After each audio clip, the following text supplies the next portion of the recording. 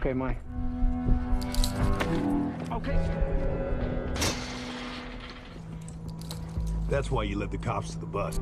Well played.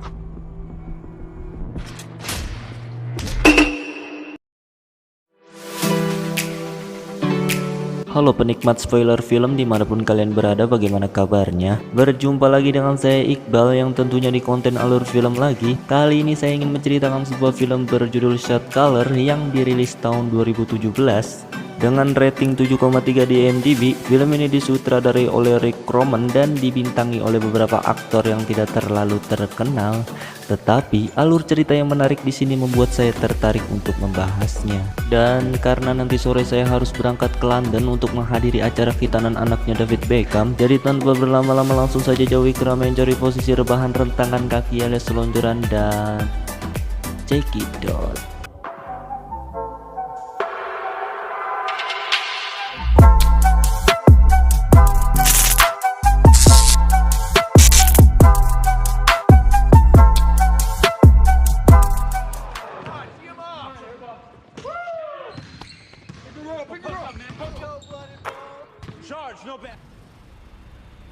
Film ini akan bercerita tentang seorang pria yang bernama Jacob. Dia adalah seorang pekerja kantor biasa yang memiliki hidup normal, sekaligus seorang ayah yang memiliki istri dan seekor anak yang masih kecil.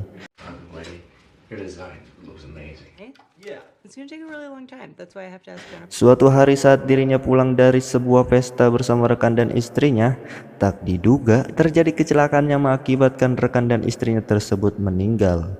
Untuk itu, Jacob dijatuhi hukuman 7 tahun penjara, dan disinilah semuanya berawal.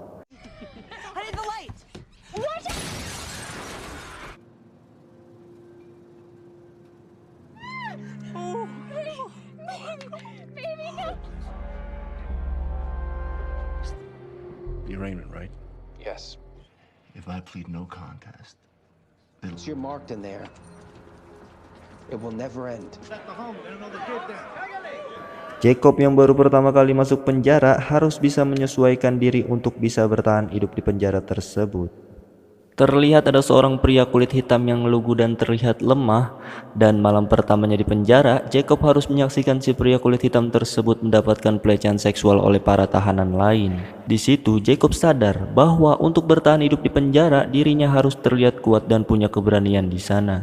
Untuk itu, Jacob pun melakukan perkelahian dengan salah satu anggota geng di sana, sehingga dirinya harus mendekam di ruang isolasi selama 30 hari.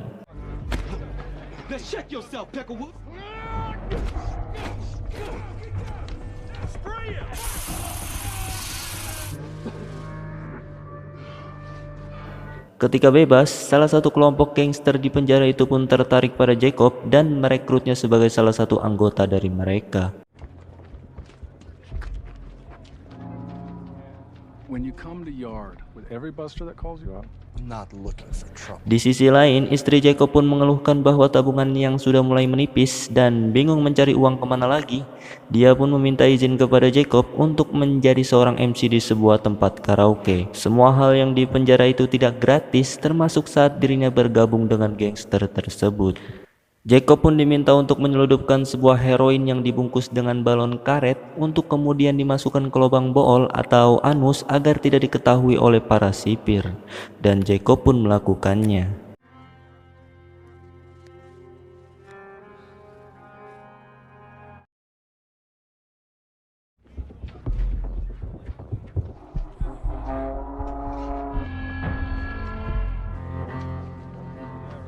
Tidak cukup sampai situ, jika Jacob kepingin benar-benar masuk lebih dalam ke kelompok gangster tersebut, Jacob harus membunuh seorang tahanan dari geng lain di sana. Di sini barulah Jacob harus berpikir berulang kali untuk melakukannya. Dan jika Jacob mundur saat ini, otomatis rasa aman yang didapatkannya saat ini akan lenyap seketika. Untuk itu, Jacob pun memberanikan diri untuk melakukannya. Dan itu adalah pembunuhan pertama yang dilakukan Jacob selama hidupnya.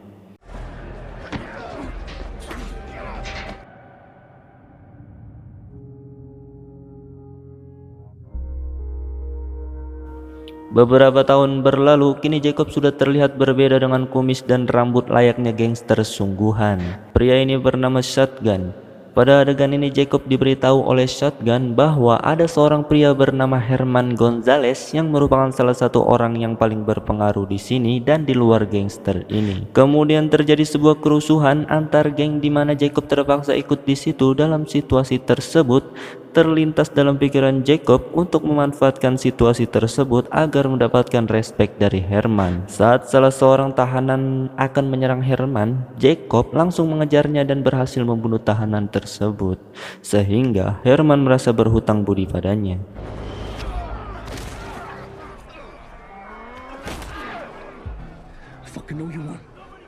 Namun karena tindakannya tersebut, Jacob harus mendapatkan penambahan hukuman selama 6 tahun penjara. Hal tersebut membuat istrinya sedih. Jacob pun meminta sang istri untuk melupakannya. It's over. Forget I exist. Jacob pun dipindahkan ke penjara lain, di mana penjara tersebut khusus mengurung para tahanan dengan tindak kriminalitas berat. Saat sampai di selnya, Jacob langsung bertanya siapa orang paling berpengaruh di sini. Si teman sekamarnya pun mengatakan bahwa Renwood lah orang yang cukup berpengaruh di sini. Setelah saling bertatap muka, mereka pun melakukan percakapan dan mengatakan bahwa dia bukanlah penguasa sebenarnya di dunia gangster, karena hanya ada satu pemimpin tertinggi yang bernama The Beast. The Beast sendiri dikurung terpisah dengan yang lain karena tempat tersebut khusus tahanan berbahaya. Untuk itu, Jacob pun melakukan perkelahian dengan salah satu tahanan berbahaya di sana. Benar saja, kejadian tersebut sampai di telinga The Beast. Jacob pun dibawa oleh salah satu sipir yang merupakan anak buah The Beast untuk bertemu langsung dengannya. Sedikit penjelasan tentang The Beast. Dia merupakan pemimpin tertinggi dari sebuah gangster paling berbahaya di dunia. Walaupun dia berada di penjara, The Beast masih bisa mengendalikan keadaan di luar dan begitu pun di dalam penjara. Contohnya sipir yang bernama Robert ini, dia menerima setoran setiap bulan dengan menjadi tangan kanan dari The Beast, dan hal itu membuat The Beast merupakan salah satu orang paling berbahaya di sana. Dengan masuknya Jacob di lingkaran ini membuatnya harus menuruti semua perintah dari The Beast, dan Jacob pun resmi menjadi tangan kanan The Beast sekarang. Welcome to the family, brother.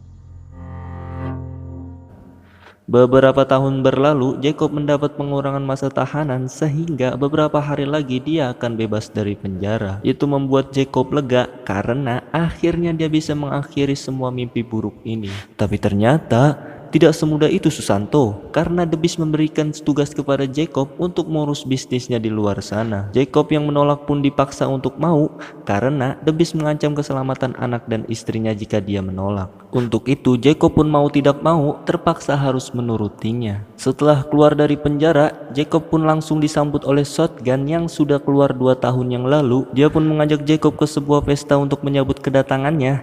Tapi tiba-tiba terjadi penembakan di pesta tersebut yang sepertinya ditujukan kepada Jacob. Dan siapa yang menyuruhnya, tapi kita akan tahu nanti.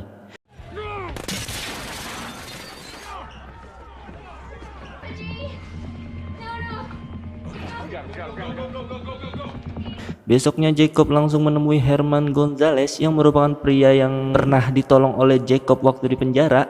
Tujuan Jacob datang ke sini adalah untuk berbisnis senjata sesuai dengan perintah dari The Beast. Dengan semua tindakan waktu yang cukup di penjara membuatnya mendapatkan kepercayaan dari sebuah orang yang berpengaruh di lingkaran ini. Di sisi lain, Jacob pun diam-diam menemui istrinya tanpa ada orang yang tahu.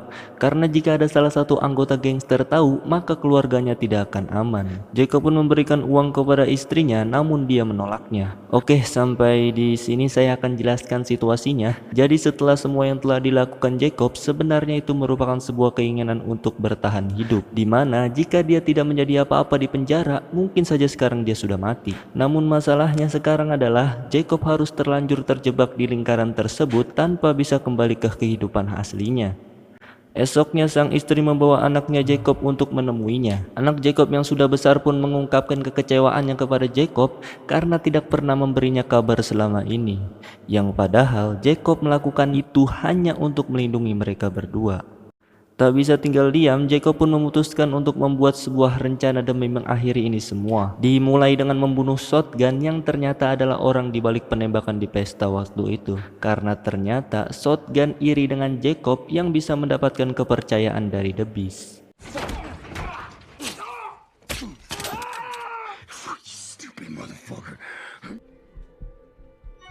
Selanjutnya Jacob hanya tinggal mengurusi bisnis The Beast. Di tengah perjalanan, Jacob pun diam-diam memberikan lokasi transaksi senjata tersebut ke pihak kepolisian. Jadi ketika sampai, polisi langsung mendapat lokasi tersebut dan terjadilah tembak-tembakan yang mengakibatkan Herman dan sebuah anggota gangster mati.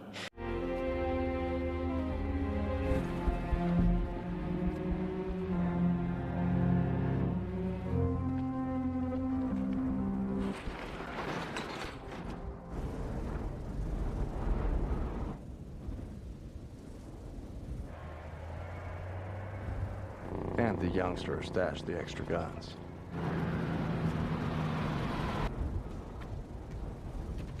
¿Tienes todas las armas? Simón.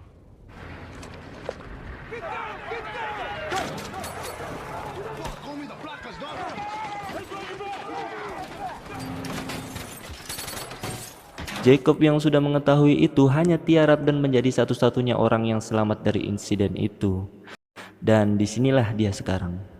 Polisi menawari kebebasan kepada Jacob dengan satu syarat, Jacob harus memberitahu semua bisnis dan bukti kejahatan The Beast. Namun Jacob menolak karena dia tidak tahu bahwa jika dia melakukannya maka keluarganya akan dalam bahaya. Dan Jacob lebih memilih kembali ke penjara. Dan kalian tahu ke penjara mana dia dikirimkan? Ya, ke penjara di mana The Beast berada. Tapi bukan itu kejutannya, karena ternyata Jacob sudah memikirkan semua ini, di mana dia membawa sebuah silet yang sengaja disembunyikan di dalam lubang boolnya.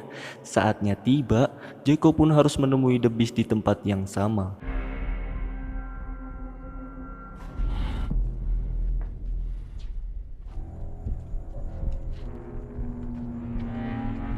Right there. The Beast yang sudah tahu bahwa Jacob berkhianat mengatakan bahwa keluarganya akan mati di luar sana. Which means there's no way he could have tipped off the cops with the location. When your old lady and kid are lying in blood. Wait for me. Saat akan dibawa kembali ke sel, Jacob langsung menodongkan siletnya dan memaksa Robert untuk masuk ke dalam kurungan.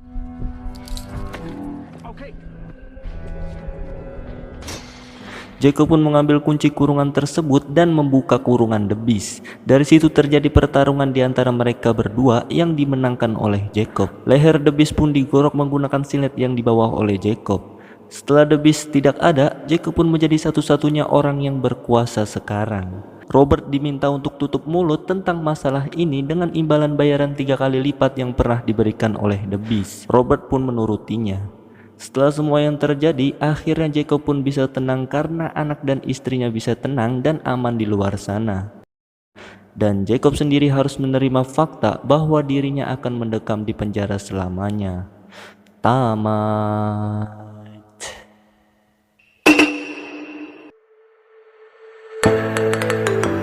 Pesan yang bisa kita ambil dari film ini adalah lakukan yang terbaik untuk orang yang kamu cintai dan jangan seperti Squidward yang hanya memikirkan klarinetnya. Saya Iqbal, sampai jumpa di video selanjutnya dan adios, pocong berkepala lele.